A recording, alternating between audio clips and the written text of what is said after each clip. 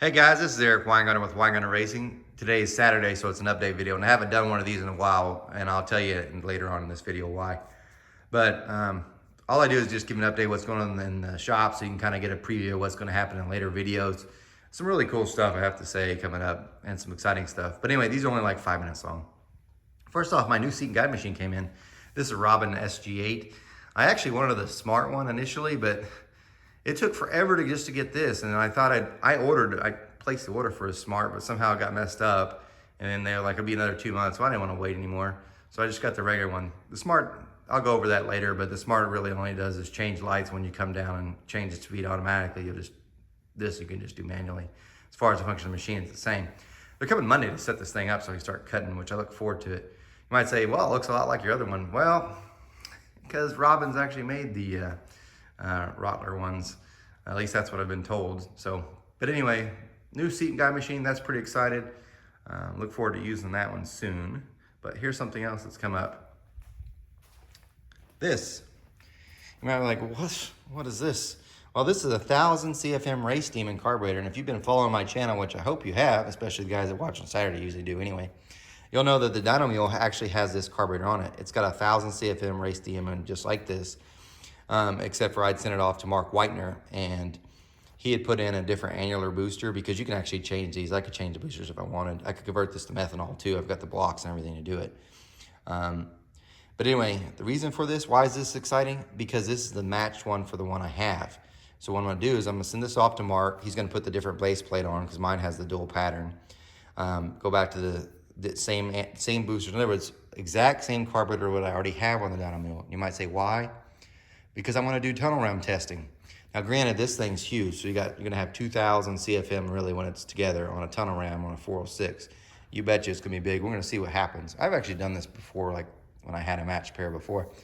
It did okay, and didn't have any problems with what people think. And I know some of you are like, well, I can donate some center squirters. Don't take this wrong. For every time I hear someone says they have a good center squirter carburetors for tunnel rams or good tunnel ram carburetors, for every one, I have 5 that tell me they're pieces of crap. So I don't trust those. I do trust this baby. So anyway, that's going to be super excited to get sent off as well. And also, which I don't have it up here because it's still in the box and I've got it put away, someone sent me in a Alki Digger tunnel ram for a small block Chevy. And if I can get everything all together, I could actually test that on the dyno mule. He said I could use that intake to do some testing.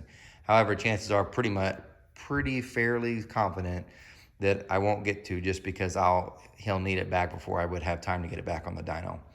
And speaking of dyno mules, something really exciting is coming up. Hint, big block Chevy for dyno stuff. But I'll leave that as a secret for now. But just a little preview. Anyway, that's exciting. And here's the other thing. The truck's finally back, and it's done. So for those that just started watching my channel, you wouldn't know this, but last year I raced this truck quite a bit. I shouldn't say raced, test and tuned. Love this truck, but like an idiot that I am, I decided I'm gonna change everything over the winter, and I should have it ready to go in March, for the start of the season. Well, that didn't happen. For those that have been watching my channel for a while, you'll know why. I had a lot of problems. But the engine's been done since last June, but just one thing after another, just problems with it. But here's what's been done, just so you can kind of see. It now has motor plate. So front plate, and then you do have a mid plate back there, which I was really worried about the whole thing, because I was afraid that with the plate behind there, because before on any of the pumps, electric ones, they would hit the belt. It was guaranteed to hit the belt. This one, luckily, even with that motor plate, clears everything. So that's a good deal. So I put the belt on, but I haven't, it's obviously not on right now. It clears, which is fantastic. They mounted the radiator, and they got rid of my sawtooth bad cut job here. Put a bar across here. We have the radiator mounted, which is awesome as well. They also did this whole thing with the alternator mount too, so that's great. One last thing I have to worry about. I can put the fans in, but I cannot put them with the shroud still. And this is as far as it can go forward. This cannot go farther forward anymore. Fans will fit in, and I get room for the belt to go and everything. Awesome. Just cannot fit the shroud, which sucks, because that was an expensive deal just to not be able to fit. And just one lot. I mean, there's just not enough space. So, especially with the hood mount, which I'm not changing that. This is a street truck. I want to drive it, drag and drive events. I also wanted to get in it and drive it wherever I want to drive it, period.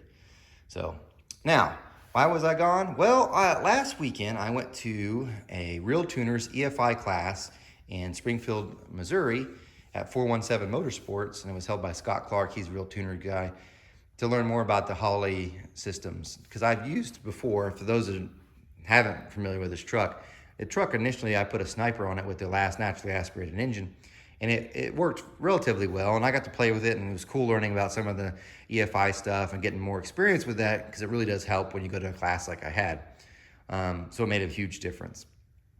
Anyway, this combination is going to run both ways. I'll have the Sniper on for some of it, and then I'm also going to be able to switch it to carburetor, because I will run a blow-through methanol carburetor. So, but that's why I was gone. So the videos last week, like, these look strange. They're not update videos. It's because I was getting training on EFI stuff, which is neat. It really is.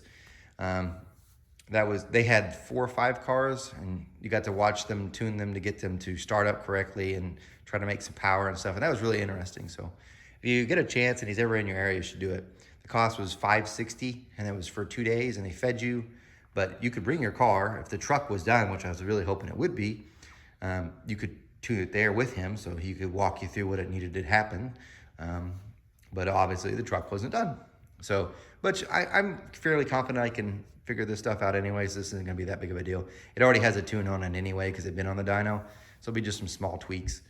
But anyway, that's what's going on in the shop. Oh, the Camaro's engine, by the way, forgot about this, another nightmare. This nitrous setup's kind of hooked up. I just got to put a bracket to hold that. Camaro's engine, got the carburetors back and I went to these guys because they contacted me, Velocity Carbs, and I'm going to try them. I don't know if I'm going to put it back on the engine dyno, to be honest with you. Probably just going to put it in the car and put it on a hub dyno. But they got those back. We'll get to try that. The only downside is I contacted my converter company that's in the Camaro, which is UCC, Ultimate Converters. And I said, hey, can you tighten up this converter, because I'm running, gonna put some nitrous to it. And they're like, well, bad news, buddy.